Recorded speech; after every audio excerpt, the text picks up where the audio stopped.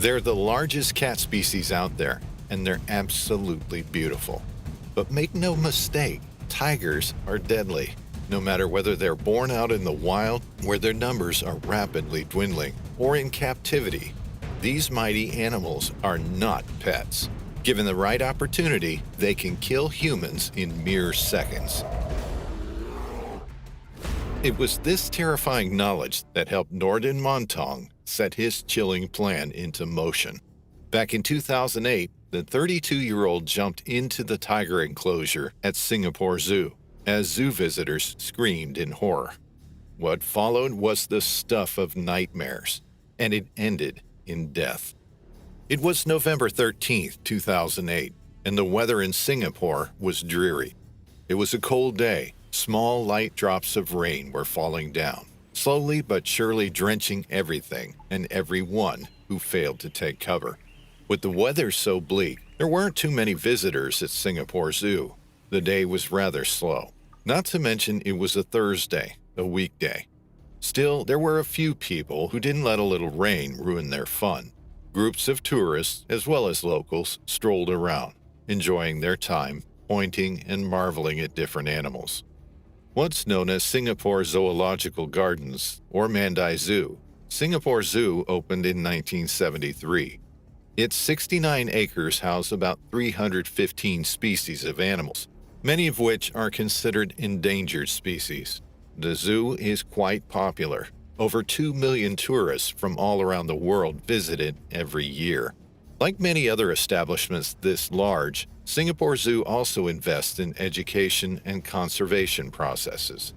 Over the years, the zoo has won numerous awards and the recognition of some of the world's best-known conservationists. Steve Irwin, for example, greatly admired Singapore Zoo and their efforts to protect wildlife and help it flourish. A zoo is normally a happy place, moral questions aside. But not everyone was happy on that Thursday, November 13, 2008.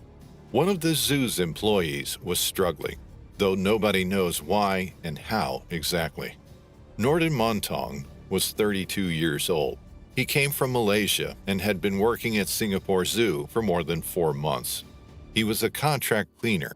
At that point, Montong had been working at the zoo's chimpanzee enclosure since June.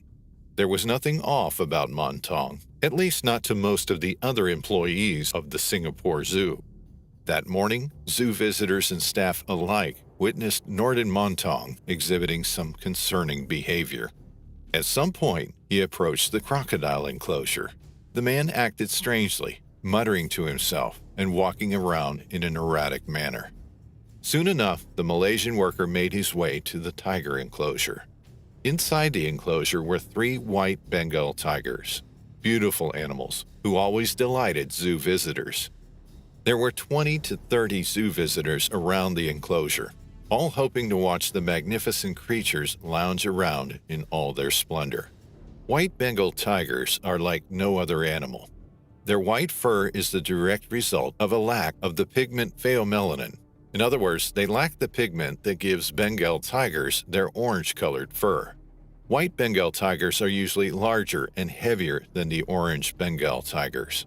Both parents must carry the gene for white coloring in order for a white Bengal tiger to be born. That's why they are quite rare and so revered for their beauty. Many of them are born in captivity, and so were Omar, Winnie, and Jippy, the 3 white tigers inside the enclosure on November 13, 2008. People watched them in awe.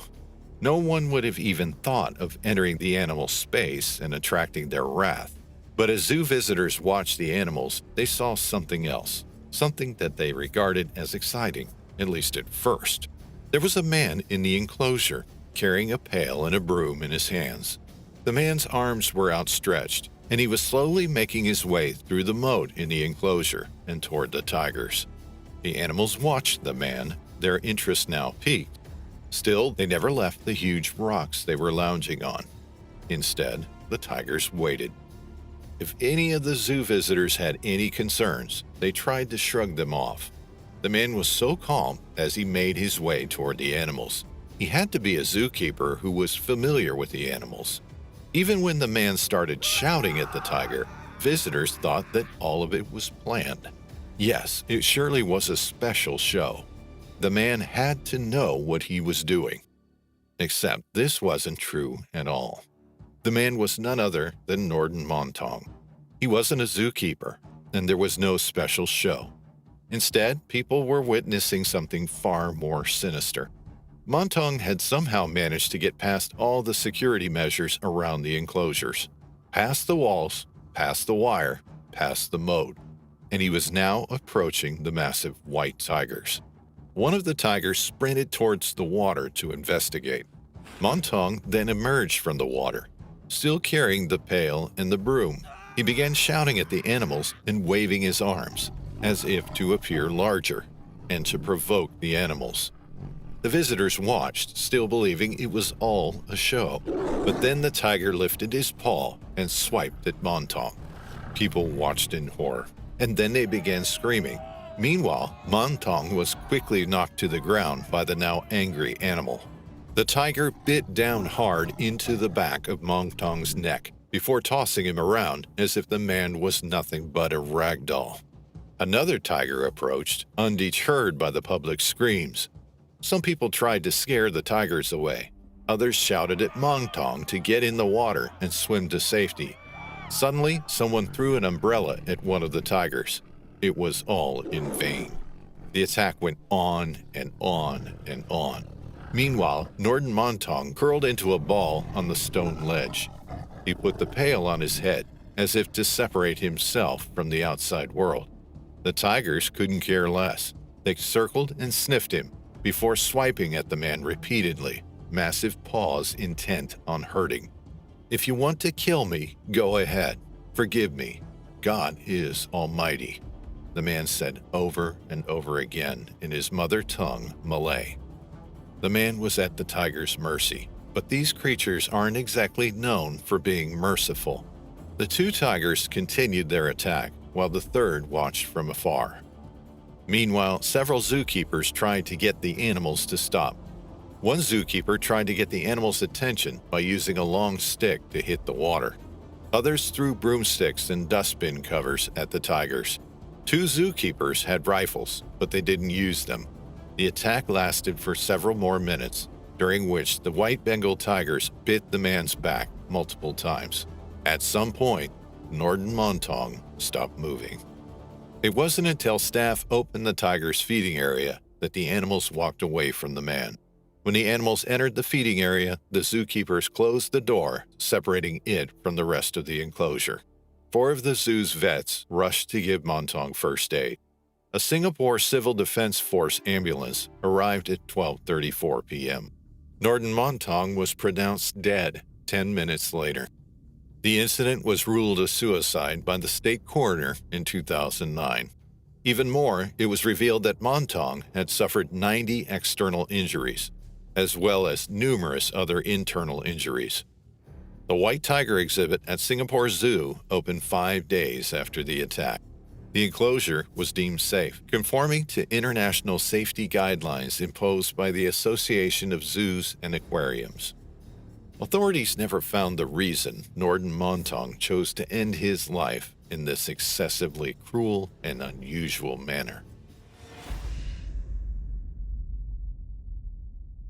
Born into the world of tightrope walking, Irvan Orfei's heart had always been drawn to the captivating art of taming tigers. The sheer fascination he holds for these majestic creatures runs deep, for in their presence he finds pure exhilaration. Working closely with these magnificent animals has become a source of boundless joy, where together they revel in shared moments of playfulness and happiness. As the calendar flipped to the 29th of December, the bustling city of Lecce, Italy, played host to a vibrant circus show. The vibrant lights illuminated the grand circus tent, casting a colorful glow on the faces of the expectant audience. Excitement filled the air as families, children, and thrill-seekers eagerly gathered, their collective anticipation forming an electric atmosphere. Inside the tent, a sense of wonder and joy permeated every corner. Laughter and applause echoed throughout as spectators indulged in the spectacle of acrobats defying gravity, jugglers skillfully manipulating objects, and clowns tickling everyone's funny bones. The excitement reached its peak as the crowd eagerly awaited Orfei's upcoming act. His act was no doubt the most awaited one, as it involved the merciless big cats. Little did anyone suspect that the events of that fateful evening would forever leave an indelible mark on their memories. The atmosphere, once brimming with joy and laughter, would soon be overshadowed by an unexpected turn of events. The stage was set, the audience captivated, and the ambiance one of blissful celebration, a stark contrast to the darkness that was about to unfold. As the ringmaster, Irvan Orfei took center stage. The audience held their breath in anticipation. This was his domain, where he commanded the attention of both spectators and creatures alike. With every graceful movement, he showcased his expertise in working with these awe-inspiring animals, demanding their respect and trust. In working with these awe-inspiring animals, one must possess an unwavering focus, as if having 1,000 watchful eyes. Alas, that night, and that night alone, he allowed his attention to wander. He directed his attention towards another tiger perched upon a large metal ring during the live performance. A sudden and unexpected turn of events unfolded. Without warning, a second tiger launched itself at Irvan, sinking its teeth into his left leg, causing him to let out piercing screams of agony as he desperately sought to break free from the ferocious grip. With unwavering determination, the formidable feline then lunged onto Irvan's back, instinctively targeting his neck, an action suggestive of a wild animal focused on destroying its prey quickly. The gravity of the situation intensified as Irvan found himself in a perilous struggle for survival, desperately fighting off the relentless attack. Despite the terrifying situation he found himself in, Irvan Orfei managed to maintain a remarkable level of clarity amidst the chaos. Realizing the imminent danger, his instincts compelled him to assess the biggest threat at the moment, the other tigers. If the male tiger had joined the attack, it would have spelled certain doom. Though the tiger had its grip on him, his focus shifted toward the male tiger, gauging its intentions. In that critical moment, Irvan's lucidity prevailed.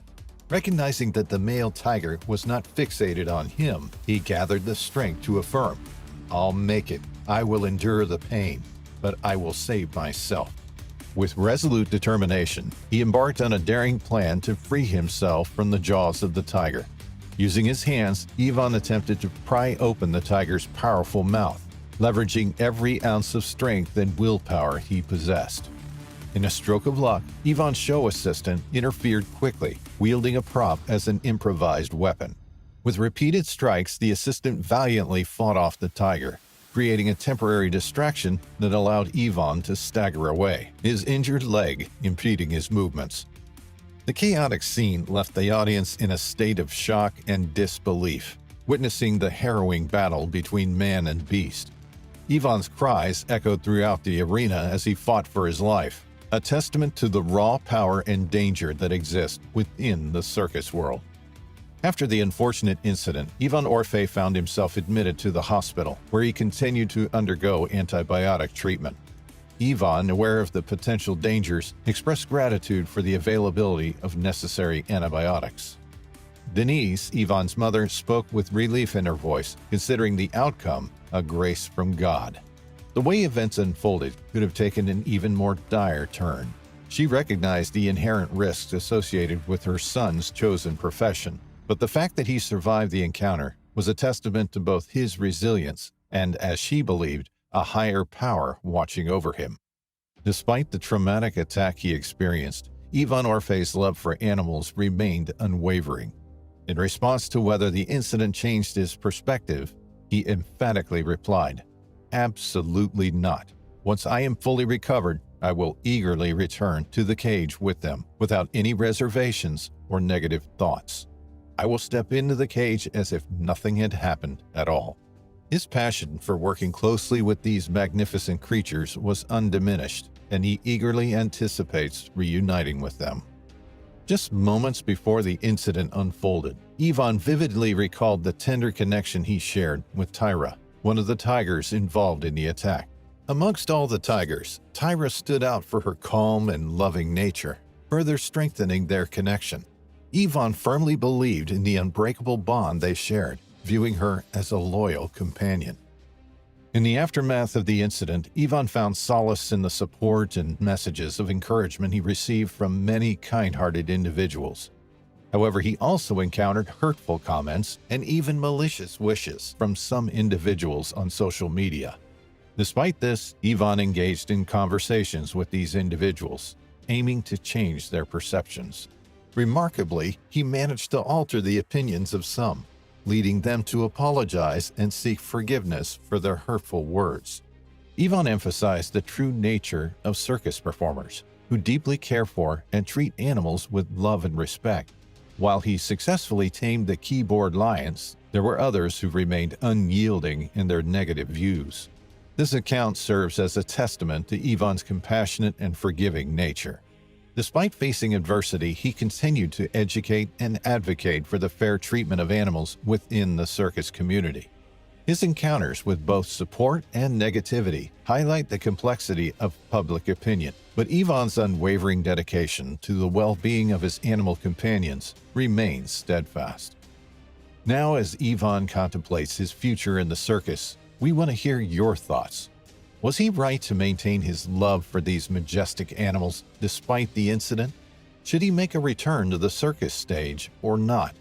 Engage with us and share your viewpoint in the comments below. Don't forget to like and subscribe to stay connected. Thank you for watching. Siegfried and Roy Horn were a German duo who captured the amazement of crowds around the world with their stage performances. They initially met on a cruise ship and began performing together in the 1960s. They wowed audiences with their circus-like acts and dazzling magic shows. Siegfried and Roy quickly built a name for themselves, and by 1990, they were offered an incredible opportunity to work at the Mirage in Las Vegas. These shows were extravagant and unique. Each year, some 400,000 people watched their acts. They were perhaps most famous for performing with white tigers and lions. Headlining in Vegas propelled them into stardom and fame. They performed to sell-out crowds for 13 years until, in 2003, their show came crashing to a tragic end. From an early age, Roy had a love of animals. He and his childhood dog were inseparable, and he attributed his future connection with animals to that first relationship. While Siegfried conducted the magic tricks and illusions on stage, Roy danced and pranced with the tigers and lions, commanding them to perform tricks and stunts. It was an awe-inspiring act like no other. At one time, Roy had 63 lions and tigers at his home in Las Vegas. They often roamed around his house and garden, even sleeping in his bedroom. He raised many of them from birth. He was the first person they saw and the first person they respected. Roy relied on the trust he built with the magnificent animals over the years in order to command them during his performances. He considered them his family. One Friday night, however, only hours after celebrating his 59th birthday, one of the white tigers turned on Roy. During the performance, Roy stepped onto stage with his favorite white tiger, Manticore. Joking with the audience, Roy said this was Manticore's debut show. In reality, Manticore had first performed with Roy at 6 months old and had done so ever since. They had performed hundreds of times together, and the tiger knew the show inside and out. Each move was well rehearsed, the animals were respected, and they provided something the crowd marveled at. The magical duo have performed over 30,000 shows together. Their daredevil theatrics involved elephants and cheetahs, as well as tigers and lions. They had never had a serious mishap until that fateful day. October 3rd, 2003. As Roy led Manticore onto the stage, it's rumored that something in the crowd spooked the tiger, and it advanced toward the audience. Immediately, Roy put himself between the tiger and the people, commanding him to lie down. Instead of obeying his owner, Manticore grabbed Roy's hand and bit down. Roy shouted at the animal to release, but the tiger resisted. He swiped at Roy's feet, knocking him to the ground, and lunged on top of him. 400 pounds of brute strength pinned Roy to the stage. Then, amongst gasps from the audience, Manticore gripped Roy by the neck. Siegfried rushed at the animal, shouting, "No, no, no!" But Manticore didn't listen and dragged Roy off stage. His master's body hung like a rag doll, whilst trainers rushed at the animal, trying to get it to drop Roy. The tiger did not let up. Backstage, staff hit him repeatedly. They fired a fire extinguisher into the tiger's face. Eventually, Roy was dropped and the tiger ran to his cage. Roy's body lay on the floor covered in blood. The tiger's bite had severed an artery in Roy's neck, crushed his windpipe, and sliced through vertebrae. Staff did all they could to staunch the flow of blood. By the time emergency services arrived, Roy was in critical condition from significant blood loss. Once in the ambulance, Roy managed to utter the words, "Don't shoot the cat." He was rushed to surgery. The medical team managed to stop the blood flow, but Roy had suffered a massive stroke as a result. Surgeons performed a decompressive craniectomy, and Roy was placed on a ventilator. It was uncertain whether Roy would make it. The doctors operating on Roy said that his heart gave out multiple times, and he actually flatlined. Luckily, they managed to bring him back.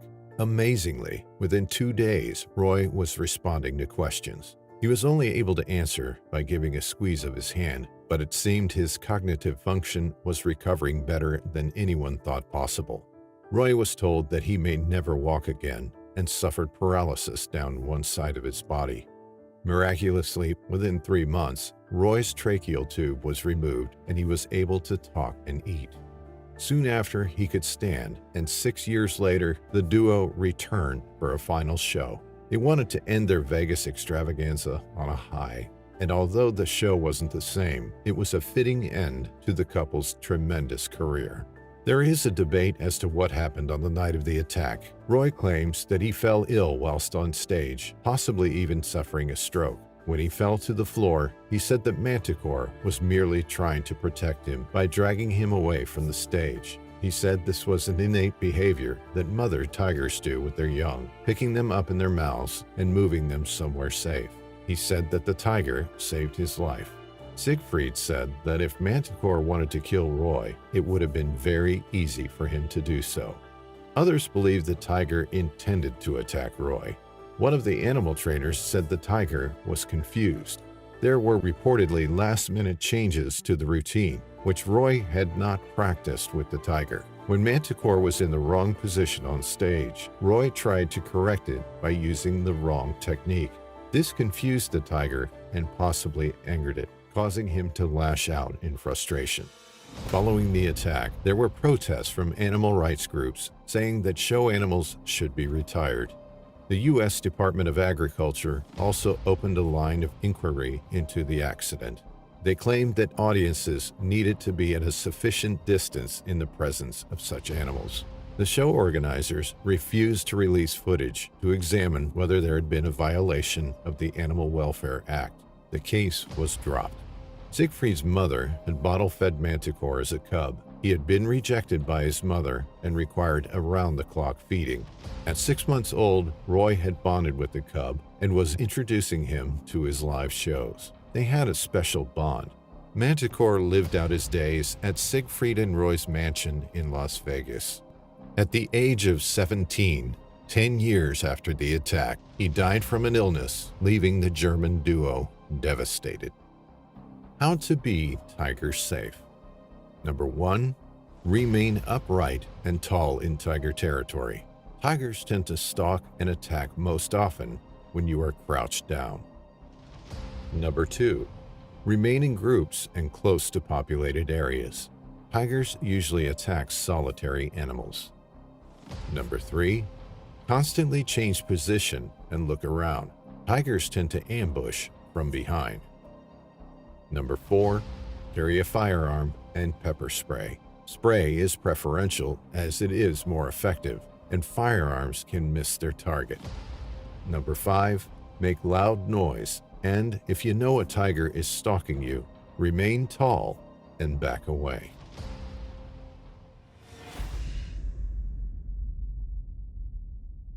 It was about 9:38 a.m. on the morning of May 29, 2017. Hamerton Zoological Park was just about to open its gates for the day and receive visitors. But a few fine details had to be checked and adjusted before allowing the public to enter the zoo. 33-year-old Rosa King headed toward the tiger enclosure. King was a zookeeper with tons of experience, 13 years to be exact. At that point, King had been the head of the zoo's carnivore section for 8 years, working closely with all kinds of big cats. She loved the animals and was very attached to them. When one of them died, King suffered as if she'd just lost a friend. Rosa always ensured to do anything to help the animals survive, but she also knew that each and every one of the felines could easily overpower her and kill her. As such, Rosa King was very conscientious about safety. Not only was she aware of all the safety procedures, but the woman would often instruct others in safety regarding the tiger enclosures. Time and time again, she reinforced a very important idea. Never enter any part of the feline enclosure if a big cat was present. Everybody knew Rosa King was reliable and very concerned with safety. That's perhaps what made the events of the day even more unexplainable and distressing. If this could happen to somebody so focused, so well trained, maybe it could happen to anyone. And as it later turned out, it could have, at least in a sense. Rosa King worked hard. Her summertime's working hours were 45 hours per week, with a 6-day working week. But King's schedule had been busier than usual that May. By May 29th, the day of the gruesome events, she'd worked 9.5 hours overtime.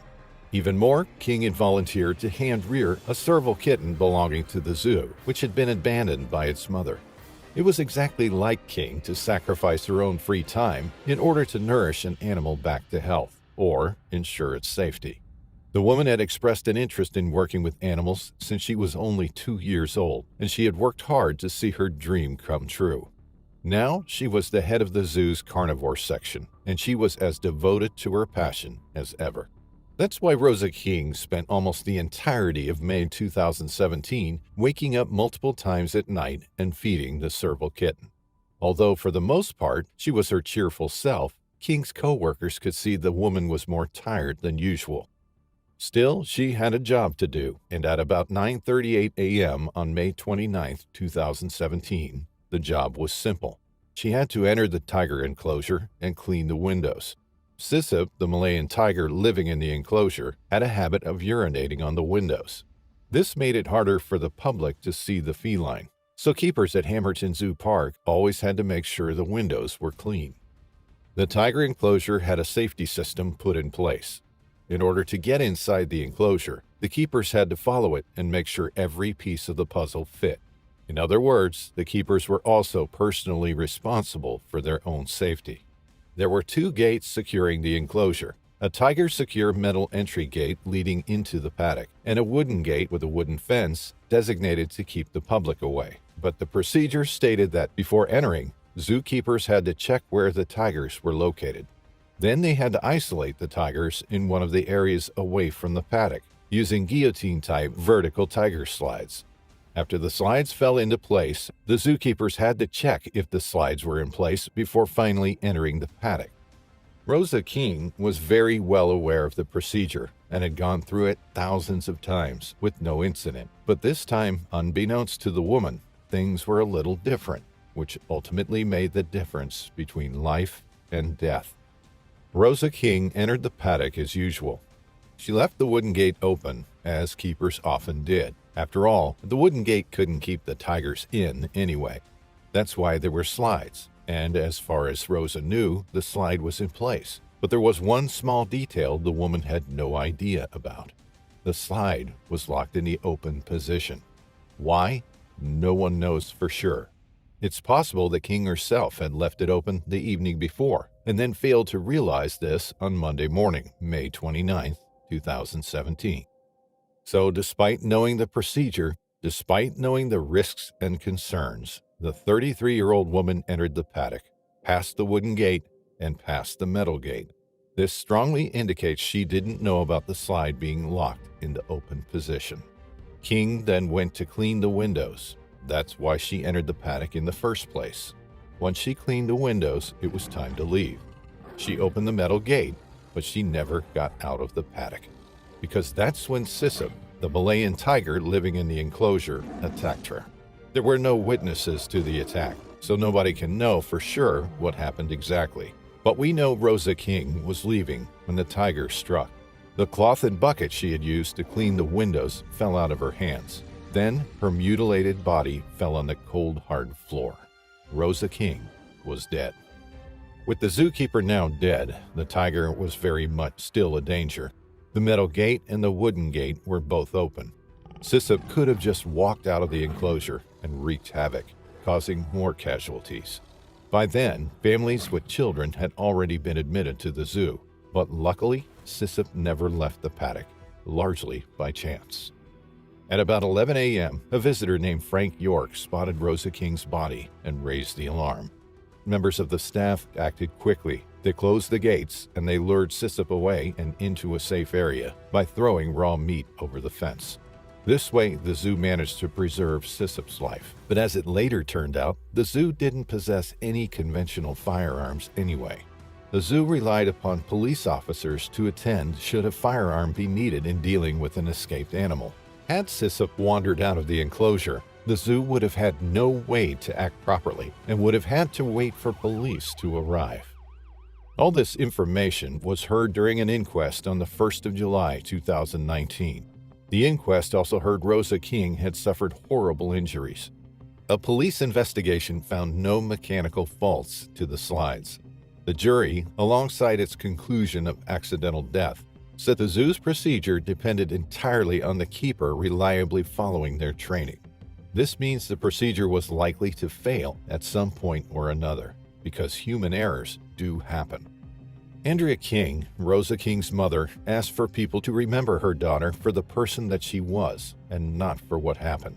Remember her for all she did for the animals in her care, the support she gave to conservation and animal welfare charities, the love she had of all creatures, and the love and support she gave to family and friends, the woman said. Hamerton Park Zoo has since changed its safety procedure and has introduced a new system for tiger keepers that keeps them in contact with a colleague as they complete each task.